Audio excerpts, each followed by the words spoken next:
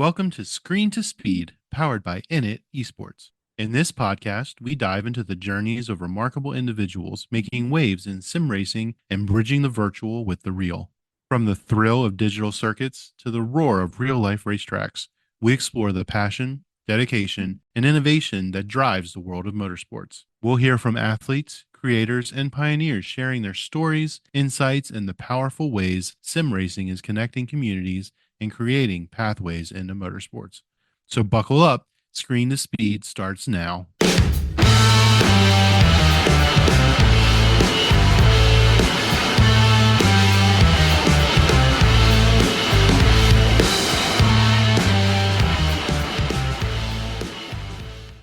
Welcome to INIT Talks. Don't forget to register for Screen to Speed Fall Cup, which going to take part in a racing in this Assetto Corsa Competizione. For more information, you can go to screentospeed.com. So today we got special guest, Melanie Jander, and she is a Twitch streamer and sim racer. Welcome. Hi. Yeah, so people not aware, not familiar probably with your journey in sim racing and streaming. So how do you start in it? I started like a while ago, actually during Corona, and I was nowhere near sim racing. I started with League of Legends. I don't know if anybody knows about that game. But after 2 years, I got a bit bored, and a very close person of me, he's also a streamer, basically pushed me into F1. It was on sale. It was like €2 or something. And I decided to just give it a go. And ever since I stuck with sim racing, different games, but mostly F1. Yeah, so, just I think a lot of people started from the pandemic, from the COVID time, so me as well. Yeah, also my partner pushed me to streaming and to our racing. Oh, So yeah. it's kind of, yeah, we got Similar. familiar things here, yeah. Okay, Definitely. so you start from like variety games and probably some shooters as well. Yeah. So how did you find yourself in Formula One in sim racing? So what sparked you to go into it? Well, it says, yeah, very slowly. It's your camera moving. Yeah. Anyways, for me, as I said, I had the person who brought me basically into it, but also it's like basically childhood memories. When I was like 7, 8 years old, my dad was still living at our home, and he every weekend watched Formula One, so I already had kind of that connection. And as soon as I started playing the games, in the beginning it was just a meme because I was super slow. I wasn't controller. I was crashing everywhere. But then, with time you get your equipment, you get your wheel, you get your gloves, you get different games, you get known to the community, and it starts being really fun. So that's how it happened for me, honestly. Mm-hmm. Interesting that you start from controller. Should be kind of hard because Yeah. personally started from sim racing in with a wheel, so I never tried controller, but then I tried to play some Forza Horizon 5 with it and I was struggling so bad. So how was it for you to move from controller actually to the wheel base and pedals? So how did you I feel mean, about this? I felt amazing because on controller I was like so close to just quit.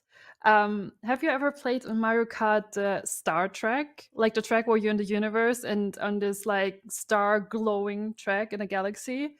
You fall left, right, and center, and that's how I Mm-hmm. felt on controller.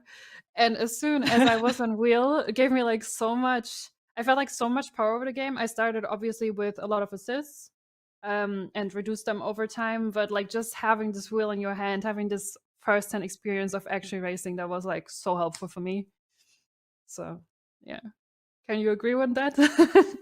Yeah, absolutely agree with that. So I remember when switch from G27 to T300, it was like a whole new world for me. I was like, wow, I can finally feel tires and the surface Yeah. of the track. It was awesome.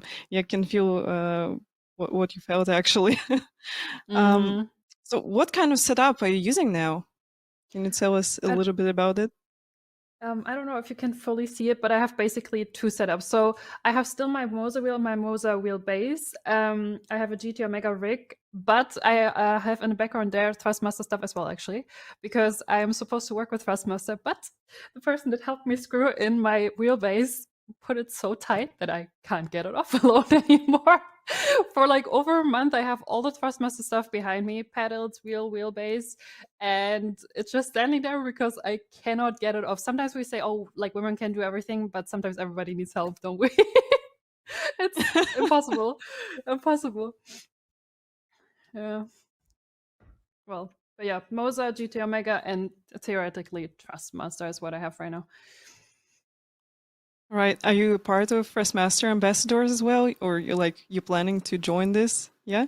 I think I am supposed, like, I have my own link and I have panels for Thrustmaster, but they have never officially announced me yet because, well, I literally can't play with the setup right now, so it doesn't make sense for them. I think that will happen as soon as I actually, as I actually play with the stuff, and that's fair. Yeah. All right, that's great.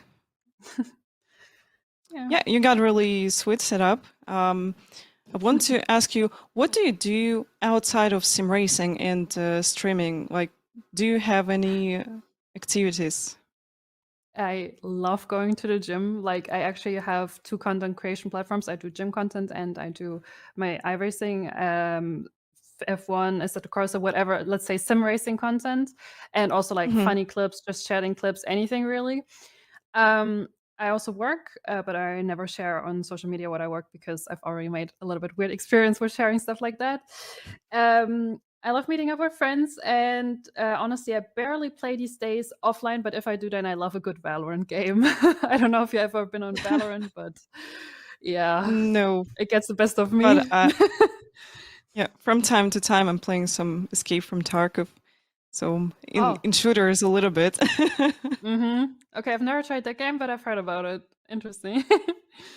Yeah, it's more like simulator. I'm a big fan of simulators, so I'm in the iRacing and like Microsoft Flight Simulator, and yeah, also from time to time playing Tarkov. Yeah. How is it for you?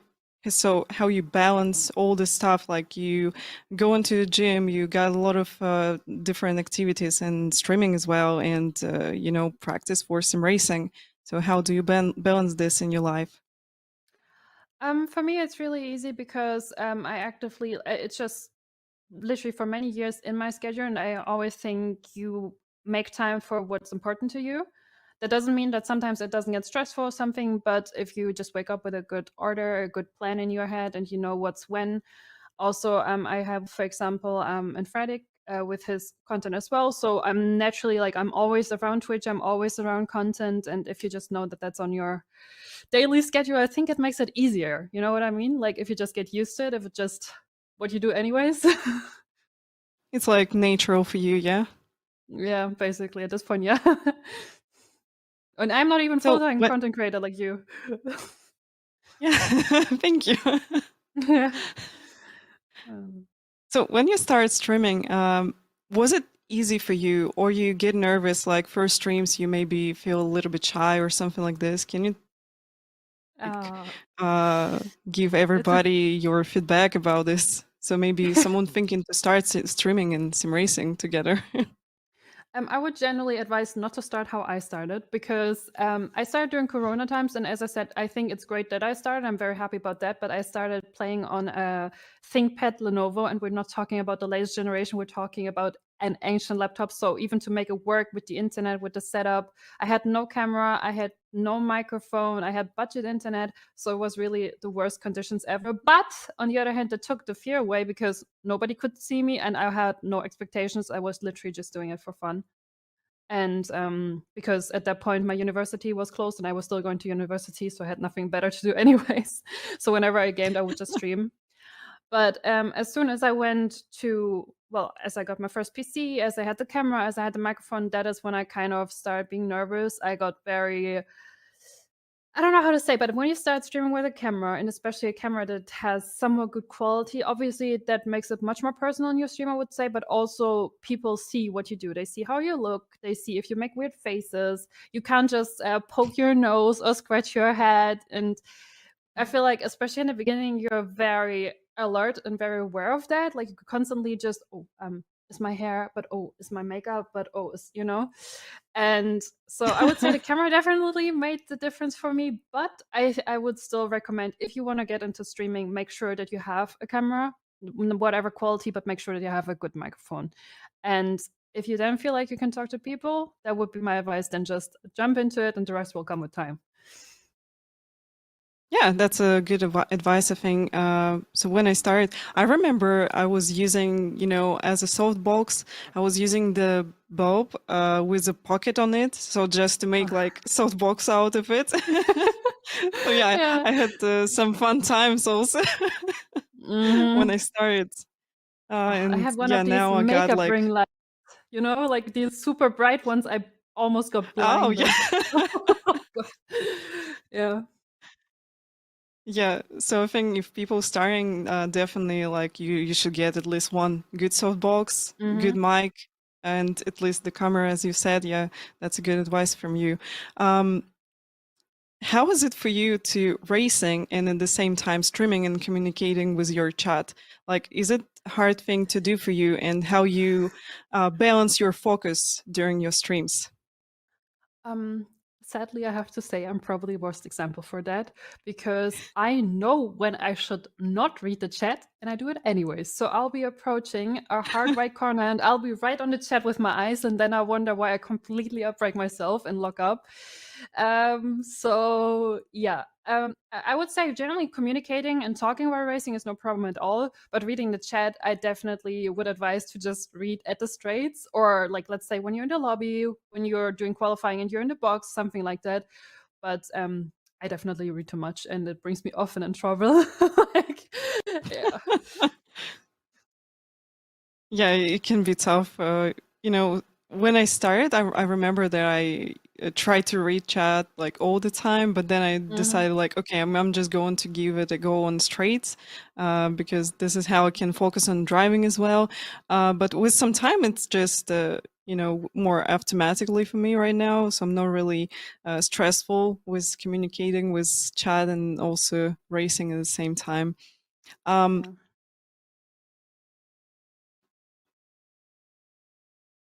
So what can No, you, no, if we're, I was just talking waiting for about you. community, yeah?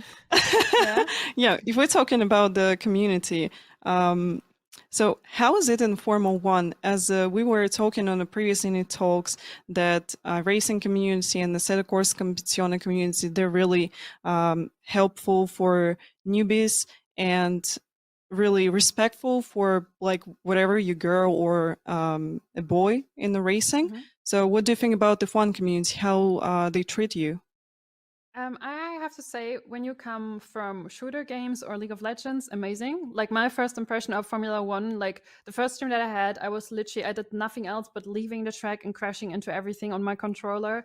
People tried to help me. People tried to help with the settings. A lot of people were just curious, and I got like thousands of comments how happy and encouraging they were about females being in the F1 scene or in the racing scene in general. But like over time, especially the bigger you get and the more attention you get, and I see it honestly less on Twitch, but more on TikTok and Instagram, you get these classic women and then a cup of coffee or just the coffee, comments, or like literally anything that could happen to anybody. It literally has nothing to do with your gender, and it's always women. And I'm like, how? For example, let's say I have a horrible pit stop. How does that make me a woman? You know what I mean? So I would say, especially on Twitch, I would say 90% of the community is very welcoming, very helpful. One of the nicest communities in the different games that I've ever encountered. But on other platforms, sometimes a little bit biased. That's my experience. Yeah, true. I get a lot of weird comments on YouTube Shorts also. Yeah, with this cup of coffee as well. Yeah. So I can relate to this. Oh. And that's kind of classic. That definitely. Where did funny that even come from? to Like, see these people. Yeah, but how did the coffee cup happen? Like, I never got that. Like, I don't know. I know the meaning, but where does it come from? Yeah, that's weird. Just like I'm laughing on these people because they like I know why they're coming and leaving these comments. So yeah, that's really cool that on Twitch we got really friendly and nice community. I also met it on like in iRacing in the Assetto Corsa Competizione as well, as I'm most of the time in iRacing. And yeah, people just try to help you with advice. They try to guide you through the sim racing. So what do you do for the practice usually of your how do you prepare for some events, races, if you're doing something? If I just stream on a daily basis and don't have a normal like an actual goal, like let's say I just go live and do some open lobbies, then I don't really prepare at all. Sometimes I don't even prepare the setups, what is not smart because it takes away time when you're racing. But when I know, for example, it's a league race or I want to race at a certain event or whatever, then normally I start with some time trial just to get used to the track. And then depending on the race length, I will try to basically simulate the same settings and ask my viewers to join in. That's often very well received. So let's say I have a league race 50% in Hungary, then I will try to create similar settings like lobby settings, tire settings, assist settings, all of that, so that I just, because I think, I mean, I don't know how it is in iRacing or other racing games when it comes to league racing, because I've personally never done it. I have done normal races, but not like competitive stuff in other races, but F1. But at least for us, it's often very public and very, very known before what is going to happen. And well, a 5-lapper is not the same as a 50% race in F1. It's just really, you can't compare it at all because there's no pit stops. The tires work very differently and all of that. So in order to practice for 50%, you need to do a 50%, if that makes sense. Yeah, it makes sense, of course. In iRacing, you, I think, can do the same. So you can set up whatever test session you want, and you also can like copy all conditions from the race which you want to do, and yeah, test it and practice it ahead of time. Yeah, it's working in the same way. So speaking about tracks, what's your favorite track in Formula One? I have one, I feel like more popular one and one kind of uncommon one. So I love Jeddah, so street circuit. And I think a lot of people, especially in the recent games, this game, I don't know, but in the recent games, Jeddah was very popular. So Saudi Arabia. And I love Imola. That I've met people with very split opinions on that. Some love it, some hate it. I'm on the I love Imola fraction. Yeah, Imola, that's the track which you can hate and love at the same time, because I think the reason why people hate it, that because it's technical, it's kind of hard to nail, it's hard to get good times on it. So I think that's why people struggling with Imola. But overall, I really like Imola also. It's a absolutely wonderful track. It's just going with a good flow. Really like it. So do you prefer Formula cars, yeah? Or did you try any GT cars maybe in other games or simulators? Yeah, and iRacing, I actually haven't touched the Formula cars at all. The only thing that I touched that has Formula in it was the Formula V, and that was horrible. Definitely not my cup of tea. I have tried several ones, but honestly not on my own account and just very occasionally. So there was a time when I was like, I had a 3-month subscription for free, and that time I really used, and I had one of the Toyotas, but it was not Nürburgring, it was another track. I had an LMP2, I had a Ferrari, but I honestly don't remember which one it was. And then I did the classic, like the ovals.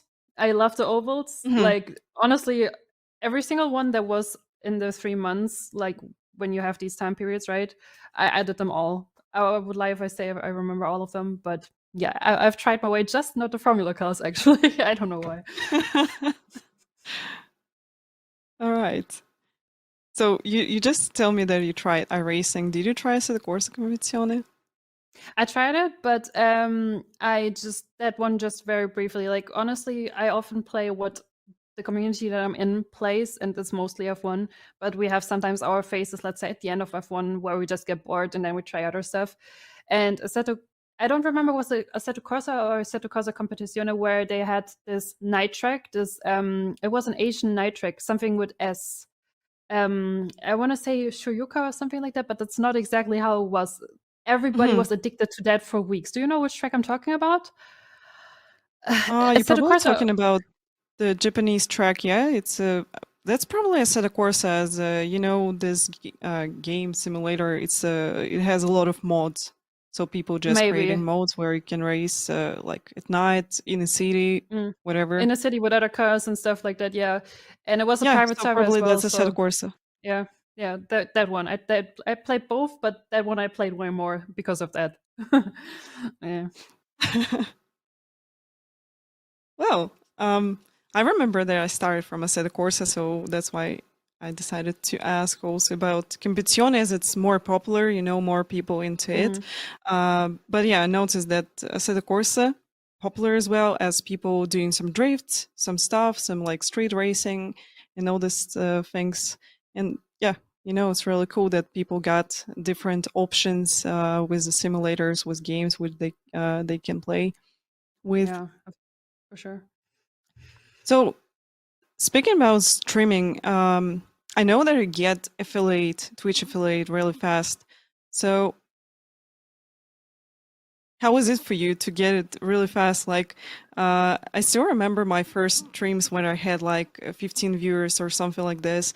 It was really stressful and so excited at the same time. And when you see, just viewers growing, as you growing as a streamer, it's a wonderful thing. And so what do you think about yourself? How was it for you? I mean, it depends really. So the first goal is normally affiliate, and then you have to partner after. And the affiliate for me was really easy because in Corona times, I had a few friends that were home, and you just, I think, need 3 average or something like that. So I got that as soon as you can get it. I think that's a week or so. Mhm. But then I was stuck on low viewers for a long, long time because League of Legends is a massive category, and it's so hard to be discovered, especially if you're streaming on low quality. So my stream grew a little bit more when it was me with camera and me in other games, especially when I did just chatting or when I think I grew the most in Apex Legends for whatever weird reason. It's not even a very popular game or so. Like at that point, it was Mhm. already kind of going down viewers and player wise. But I definitely had the most growth, and I also got partnered with F124, and there I really experienced the same that you said. So every single stream, I had at least the same numbers, if not way more. The community grew definitely so much faster than in other categories, and I think that is mostly because racing games, or I can mostly speak for F1, it is enough people to make it its own community, but it's not crazy big, so it's kind of easier to get discovered than in a League of Legends category. If you're big in League of Legends, you're big, you made it, but it's so rare to even be found. And meanwhile, in an F1 category, if you're just, let's say, somewhere above 50 viewers, you're basically already in the first line of the streamers at good times. So yeah, that is obviously very motivating. Feels very nice if you get discovered and supported and see the numbers going up. It's not all about numbers, definitely not, but it's just like a nice feedback that people are enjoying you and your content, I would say. Yeah, that's true. And also, as you said, it's really good to find your category where you can find viewers, but also not be so far away from everybody, because like some games, they got really big communities, a lot of streamers, a lot of viewers, and you just can disappear in the browse of this. So Definitely. yeah, that's why I think sim racing is really good for streaming, especially right now. It's popular, but we don't have a lot of streamers. And if you got something unique on your channel, if you can communicate with people in a good way, this is where you can gain some community for sure. Definitely. Are you making any other content with like you're doing streaming? Yeah. Mhm. Do you do any content, or are you planning to do some like maybe YouTube videos or something like this? I already do TikToks, YouTube Shorts, and sometimes Reels. I mean, honestly, I just do the TikTok and then I upload it on Shorts and Instagram as well. I would love to do longer YouTube videos, but right now I just feel like I don't have good content that would make a good long video on YouTube. I don't know if that makes sense, Mhm. but let's say, for example, you have a career that you do every single stream, or at least a lot of streams. Then you have kind of a series going on, or you do league racing, or you do whatever. But right now I don't do anything like continuously. So I feel like, just what can I make out of open lobbies? I would love to do YouTube videos, and I've actually been thinking about doing maybe more IRL stuff, maybe something like talking about other topics or streaming related topics, but not actually content from my stream, if that makes sense. Because like this, I feel like I will never ever really start posting on YouTube.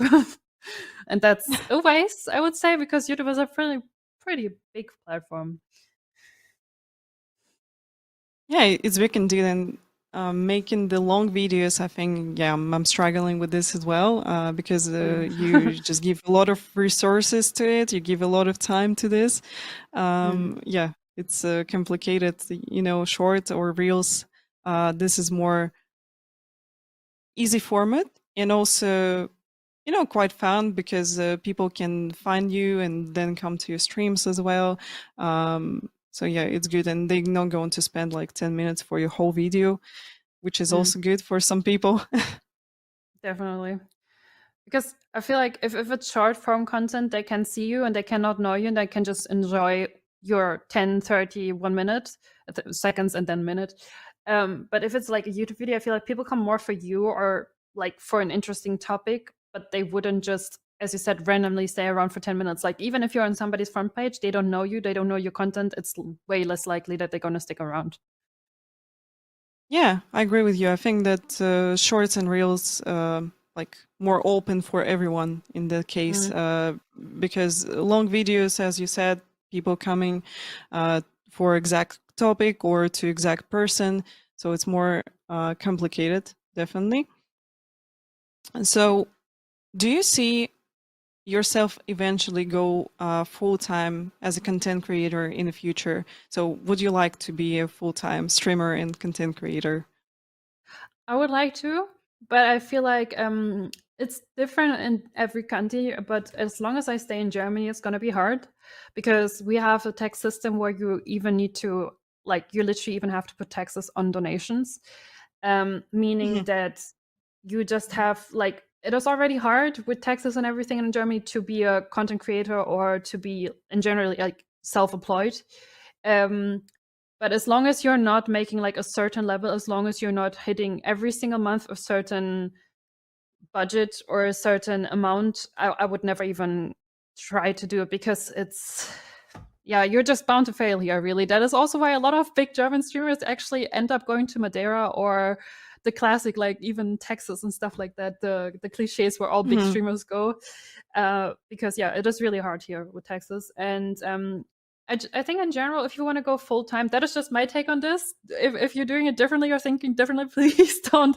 But I would personally never do it unless I have on several platforms a decent income. So let's say I have set sponsorships, I have a decent following across all platforms, not only Twitch.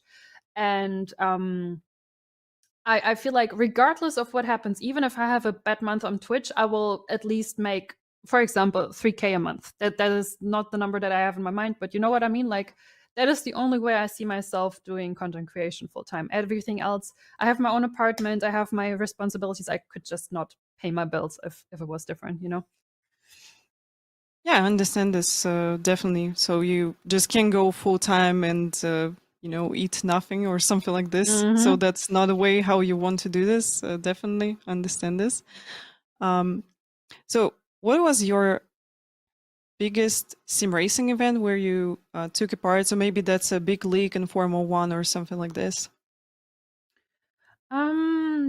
Well, the Creator Series. I don't know if you know them, but the Creator Series is a series amongst all bigger F1 content creators, and it happens every Friday and Saturday. Friday is F2 and Saturday is F1. And in the first season of that, I've participated there.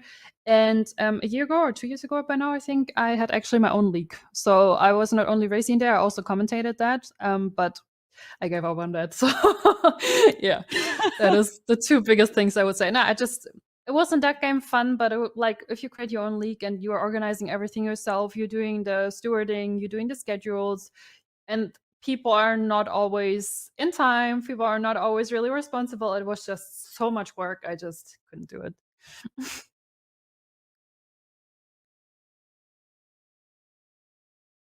Yeah, running a league, it's a complicated thing to do. That's why I'm usually doing just community events where I'm like, guys, we'll be here with some races on Sunday, and a lot of people come in this way. When you got some kind of league or championship, they coming to the first race, and then people like, oh, maybe I'm not going to race anymore here. Or something like this. Yeah, and definitely a lot of stuff to do as well with management, with communicating with people as well. I know that you're going to be on a ADAC SimRacing Expo event. So how do you prepare for this? Because it's going to be offline event, so it's not going to be your own rig.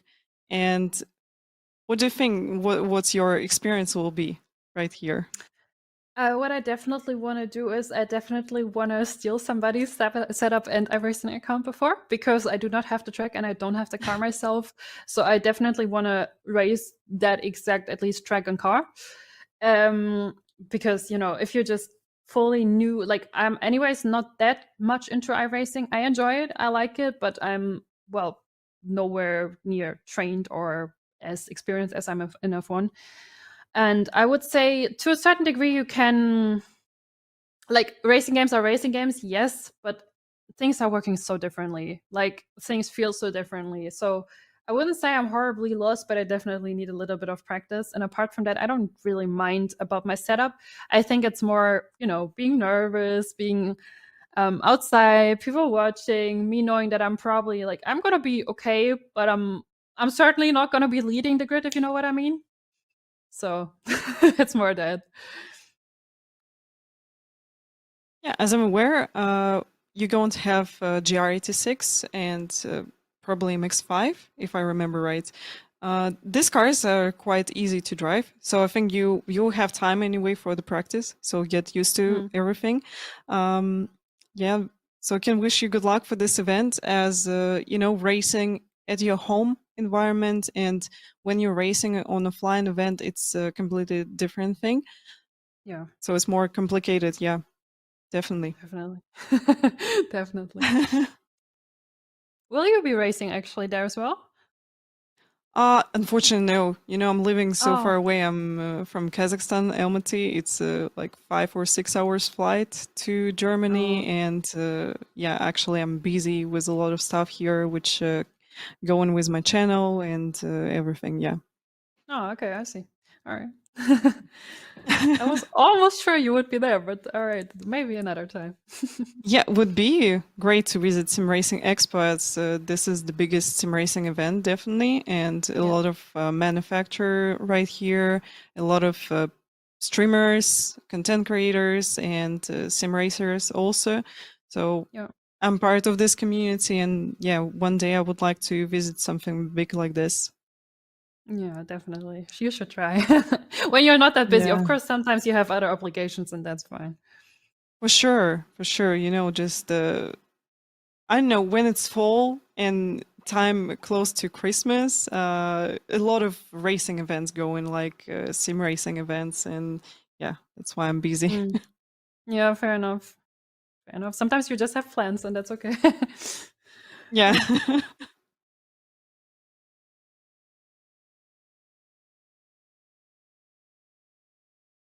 Okay, so can you tell me what's your plan for the future in sim racing? And like in your life overall, maybe you got some kind of big goal in sim racing, like you want to be, I know for me that will be like 6K rating, something like this. Oh yeah.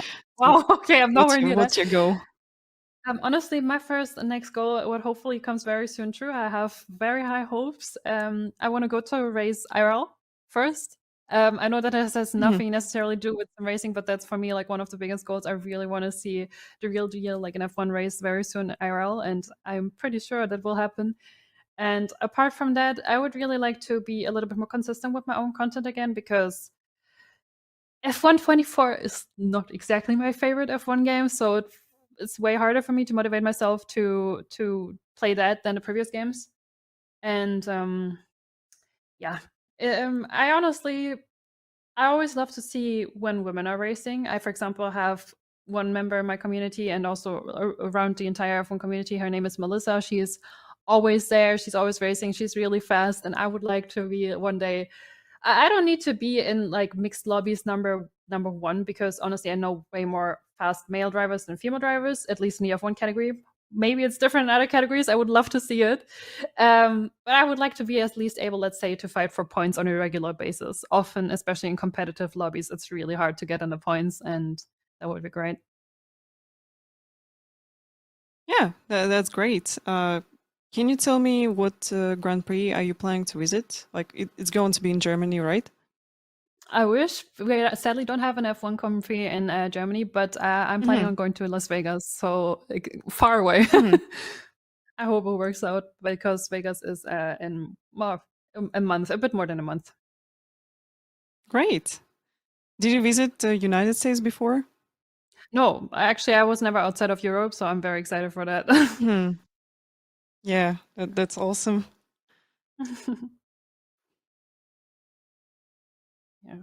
Well, it's going to be interesting for sure. Yeah, for sure, it will be interesting. And yeah, speaking about how to get better, definitely if you got a person who's going to guide you through some racing, who's going to show you how to be faster, I think with like some time, you will get better and better.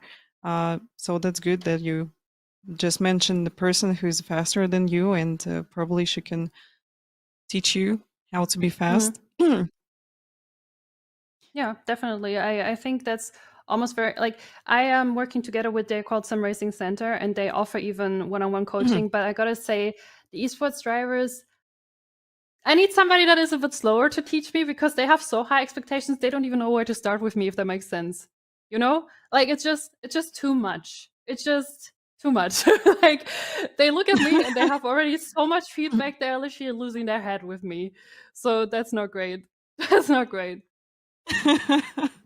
Well, probably all sim racers and past sim racers, they're different. I'm pretty sure you can find decent coach who's going to be not pretty high with expectations, because what I'm usually doing with coaching. So I'm just trying to help a person with with their situation. I'm not trying to like, let's set the record on the track right now. Yeah, Yeah. Yeah, usually just guide a person and try to, learn the basic things, and then step by step going and improving. Yeah. I mean, that's ideal, but you really need to have somebody who's patient with you there. And oh. that is my community coming there through. Great. Oh, nice, nice. Welcome, welcome, welcome, everybody. Hello. Hello. Yeah, they say it's lagging a bit. We know that's why it's yeah. But yeah, I think definitely work on the basics. But again, for me, the basics were first to get rid of most assists, but I still have racing line, and that is probably considered the biggest assist. And then stuff like braking, stuff like how fast can you go, like basically on a pedal again after corner and stuff like that. And for me, I'm just too careful. I never try to actually send it. So that's kind of my issue there, I guess. But yeah, I'm working on it. We can't do more, right? Yeah, everything will come with some practice, and I think what you have to do, that's just learn reference points. If you're using the driving line, it's absolutely okay. Some people, when they come into some racing, they like, I know, maybe shy. They're, wow, someone going to tell me that I'm bad, that I'm using the driving line or something. I think it's, if you don't know the track, if you're not really confident, I think it's a really good thing to use the driving line, because it's guide you through the racing track. And definitely you can, learn for this driving line, how to drive this track and how to push your limits. So all you have to do, just go in step by step. Yeah, but for example, for me, I don't even necessarily need the line to follow like through the track. For me, it is really like in the least enough one, you have different colors: green for full throttle input, yellow for when you have to slow down a little bit, and Mhm. red for the like actual braking. I think that's across the platforms, like across the different racing games, right?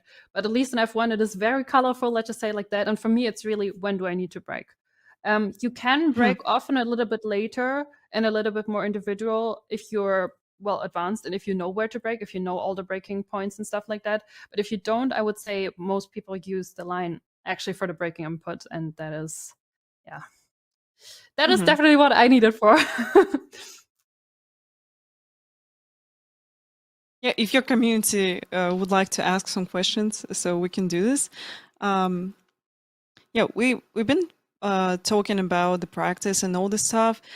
So what can you advise to new people in sim racing, like from what to start and how to get like more confident in community and all this stuff? I would really say just jump into the cold water.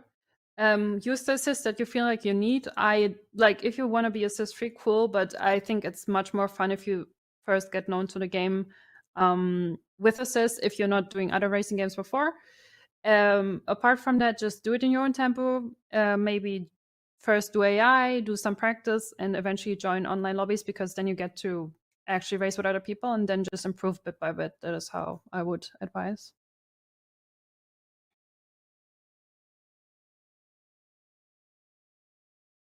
Yeah, did you use AI by yourself, or you just like jump into the cold water with a lot of people in the open lobby?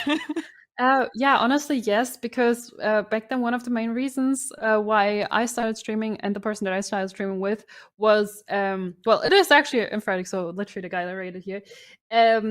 We wanted to play more open lobbies, but there were never open lobbies that we enjoyed and that we liked. So yeah, that was really the reason why I started doing it. So obviously I was playing basically from the get-go open lobbies, what was hard, very hard, because well, if even in a 5-lapper you're already lapped, that is rough. Yeah, true. That is very rough. A little bit disencouraging, I would say, but yeah, over time you get better, but maybe not the best way to start. So I would, maybe if I could do it again, I would possibly start with AI, I would say, or just some time trial, something just to get used to the tracks and the actual, like, how to drive first, you know?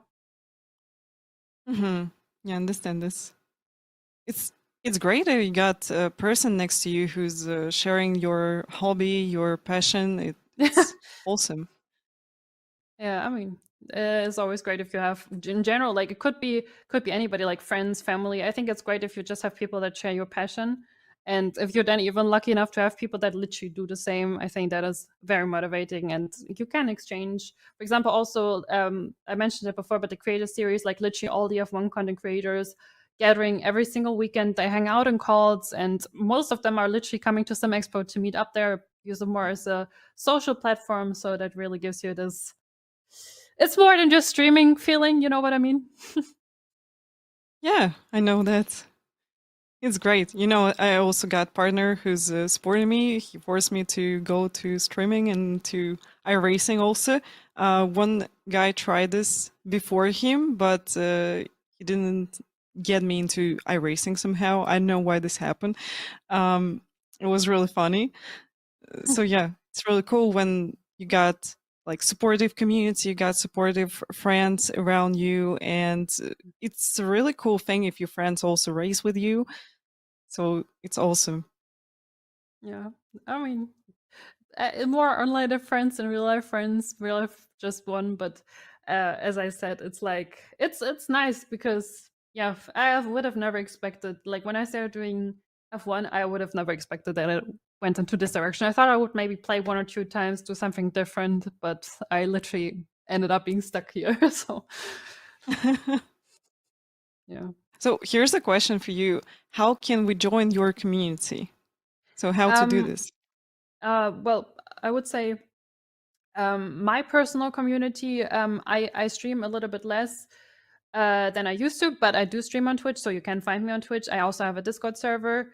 Apart from that, I would say generally again, most of the F1 content creators have like they know each other. You will often find the creators on the different chats talking to each other and stuff like that. But the most people I definitely share with Amphetic. So I mod on his chat actively, and we honestly share almost all the same viewers. So I would say his stream, my stream, and the Discord servers, that is probably how you get in my specific community. The F1 community, as I said, any content creator really, like, we share a lot of people. Like, especially the creators say hi to each other, and some names, they are just everywhere. I assume that's the same in iRacing. Like, you just have the classic faces that say hi to everybody, basically. Yeah. That's really cool that you got also really nice community. How do you feel to be a girl in the in community where a lot of guys driving F1, they really passionate about this, and how do you feel about this? Honestly, as long as it's not a topic, it's fine. As I said, I'm not really the biggest fan of everything that I do bad or that I fumble is because I'm a woman. I would much rather have it being me criticized because I am bad than me being criticized because I'm a woman. And I see that happening a lot of times. Like, for example, you will never go to somebody's if it's a male streamer, you will never go to their stream and the chat saying, "Oh, well, that was horrible and that is because you're a guy." Have you ever read that? I haven't. So I feel like I would prefer sometimes to get a little bit more personal feedback. But on the other hand, I have already gotten a lot of new people into my community because I am a woman. So often I hear people joining my stream or see people joining my stream and they say, "Oh, like literally the reason why I clicked here is because I got excited that I saw a woman doing this. Can be another woman, can be man. There's like, that is honestly equal." So yeah, I would say it definitely gives you the curiosity factor, definitely, because it's still definitely way more men doing it. But sometimes it seems a little bit unfair because, well, we call it a skill issue. I would much rather be criticized for general skill issue than being criticized a skill issue because gender, you know? Yeah, it's really sad when people doing this, because people got skill issues, got their mistakes. Like, we're all human, and that doesn't matter if you like girl or boy, whatever. Yeah. But yeah, it's really bad when people pointing at this. Yeah, but together with this, it's great that we got people who supporting you, and they can tell you like, don't give up, keep going, and yeah, everything will be fine. That's a good thing, because as I was racing in real life before, so I met a lot of stuff like this. I still remember how I was a medication check, and here was a man, and I just said my name. He's like just looking with big eyes on myself, like, "What are you doing on the racing track?" I'm like, "I'm Oh, racing." God. Yeah. Oh, That was God. horrible, really. Yeah. But I can tell you that sim racing community overall more friendly than in real life racing. Well, I have no experience with that, so I can actually not say anything to that. Real life racing, the closest I've ever gotten to that was karting. And I was not on a competitive level. I've done it a few times, that's all. Did you enjoy karting, by the way? Um, I have the same issue that I have with sim racing, and that is that I'm being too careful. So I just don't send it enough. I don't push it enough. But for example, now in a Sim Expo, what we actually among all the creators want to do, and it's many people, we all want to go karting together. So I will be going karting very soon. The last time was last year's Sim Expo, so it's been a good year.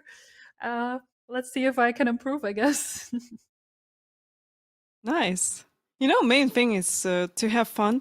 That's why we're Yeah. here. That's why we're racing. Definitely, because all other things, they just coming through this. If you enjoy, if you're having fun, you will get better with some time, and you will like meet people who's going to help you with driving also.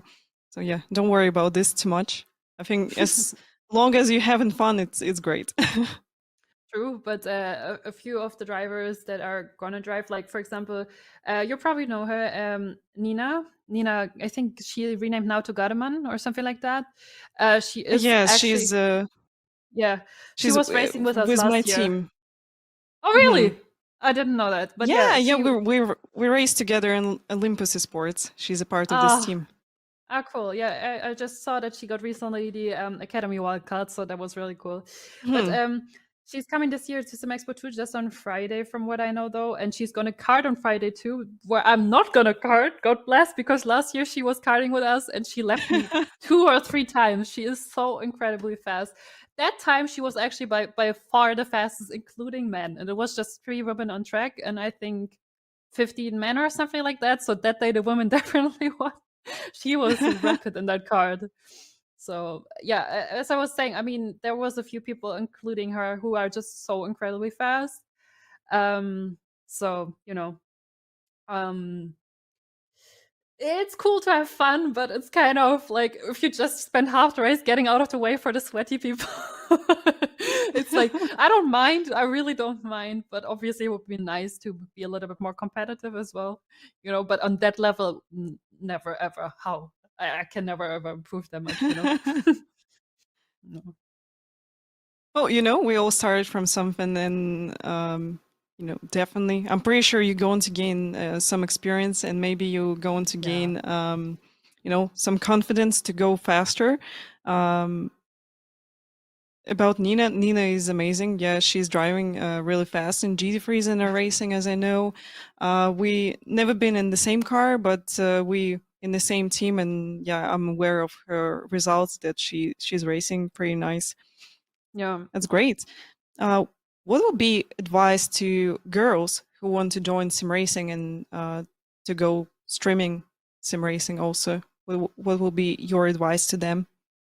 Literally, don't be scared, because as I said, I feel like from all the categories that I personally been in, it is the most welcoming community. And if you have a camera, especially as a girl, people are going to naturally be curious about you. So make sure to have a good microphone, a good camera, and well, obviously a PC that can properly run the stream, and then just go for it, because people are curious and people are nice in this community mostly. And the few bad comments, honestly, get a good mod, and that mod will get rid of it for you. And don't worry about it. Like, bad comments happen anywhere online. If you can't deal with that at all, I would recommend stay away from it. But that's really, I feel like, not the mindset to have. If you want to do it, and go for it. And with success comes always haters, but I don't think that should be what you're focusing on. I think you should be focusing on the nice and cool people and on the things that you want to achieve. Yeah, for all haters, you should have good moderators in chat. Definitely. So they can handle the situation and you can focus just on driving and chat. Yeah, if you're just talking, it's obviously fine. You can do it yourself. But first of all, if you do it yourself, you have to deal with it yourself. And second of all, if you're mid-off race, it's definitely not ideal to just click off the game and ban mod timeout somebody. That's not what you want to do. So get a good moderator. Yeah, definitely. Okay, really good advices from you about streaming, about sim racing as well. Thank you so much for your time. Thank you so much for speaking with us, and I had a lot of fun. Personally, wish you good luck at Sim Racing Expo. And guys, want to remind you to not forget to join the Screen to Speed, which going to happen in a racing in the Sede Corsa Competizione. So you still got time to register for this championship. Yeah, thank you so much for watching. We'll see you guys. Have a great day. Thanks for having me.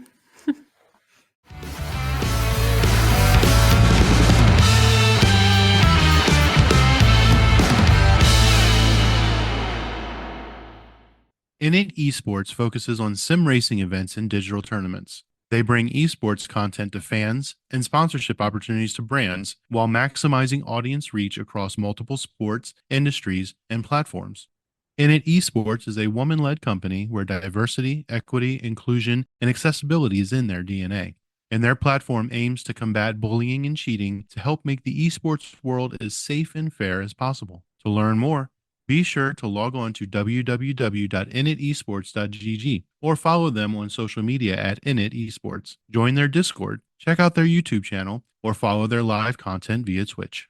This episode has been brought to you by Grand Touring Motorsports as part of our Motoring Podcast Network. For more episodes like this, tune in each week for more exciting and educational content from organizations like the Exotic Car Marketplace, the Motoring Historian, Break Fix, and many others. If you'd like to support Grand Touring Motorsports and the Motoring Podcast Network, sign up for one of our many sponsorship tiers at www.patreon.com/GT Motorsports. Please note that the content, opinions, and materials presented and expressed in this episode are those of its creator, and this episode has been published with their consent. If you have any inquiries about this program, please contact the creators of this episode via email or social media as mentioned in the episode.